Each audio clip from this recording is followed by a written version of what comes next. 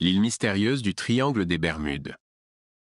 Une famille ordinaire, composée de Lucas, 12 ans, sa petite sœur Emma, 8 ans, et leurs parents, Clara et Marc, décida de faire une croisière pour les vacances. Ils naviguaient dans les eaux turquoises du triangle des Bermudes, lorsque soudain, une tempête imprévue fit chavirer leur bateau.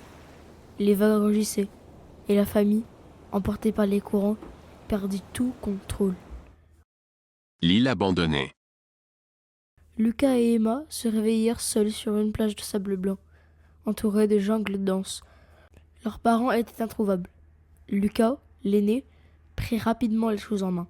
« Ne t'inquiète pas, Emma, on va les retrouver, » dit-il en essayant de rassurer sa sœur. Ils explorèrent la plage, espérant trouver un indice. Au loin, des oiseaux exotiques piaillaient, mais aucune trace de Clara et Marc. La nuit tombait et le duo dut construire un abri de fortune avec des feuilles de palmier. La tribu indigène. Le lendemain, alors qu'ils s'aventuraient dans la jungle à la recherche de leurs parents, ils tombèrent nez à nez avec un groupe d'indigènes, vêtus de vêtements simples, faits de feuilles et de plumes. Ils parlaient une langue incompréhensible, mais leurs intentions semblaient bienveillantes. Une vieille femme, probablement la chef du groupe, tendit la main à Emma, lui offrant un fruit. Lucas essayait de mimer leur situation en montrant une photo de famille qu'ils avaient sauvée dans sa poche.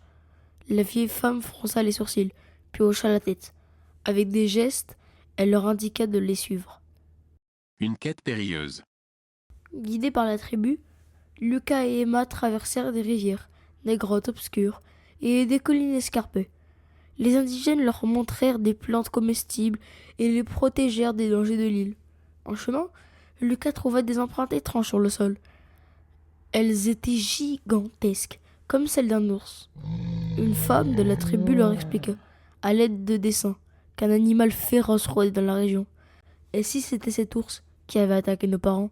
murmura Lucas inquiet. Emma serra la main de son frère, tremblante mais déterminée à continuer. Le trou et la bataille. Après plusieurs heures de recherche, ils entendirent des cris au loin. Ils coururent en direction du bruit et découvrirent un grand trou dans le sol. À l'intérieur, leurs parents étaient prisonniers. Marc, blessé à l'épaule, leur expliqua. On cherchait de la nourriture quand un ours géant nous a surpris. En essayant de fuir, on est tombé ici. L'ours rôdait encore non loin. Avec l'aide de la tribu, Lucas et Emma élaborèrent un plan. Les indigènes distrayèrent l'ours avec des torches enflammées tandis que Lucas et Emma utilisaient une corde improvisée pour hisser leurs parents hors du trou. L'opération fut risquée, mais grâce à leur courage, ils parvinrent à en sortir indemnes. Une vérité surprenante.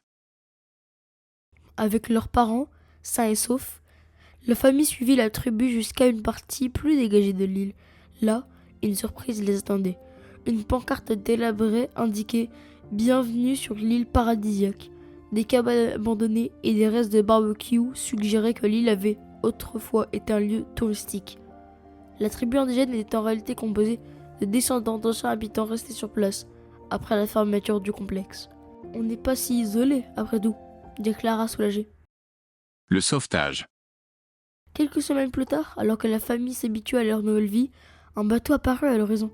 Les enfants bondirent de joie et agitèrent des tissus pour attirer l'attention. Le bateau accosta et la famille fut sauvée. Avant de partir, Lucas et Emma remercièrent chaleureusement la tribu pour leur aide. En retour, la vieille chef leur offrit un pendentif sculpté, symbole de leur lien avec l'île. De retour à la civilisation, ils racontèrent leur aventure incroyable. Mais aucun scientifique ne put expliquer les mystères du triangle des Bermudes. Malgré tout, la famille savait qu'elle avait vécu une expérience unique et inoubliable.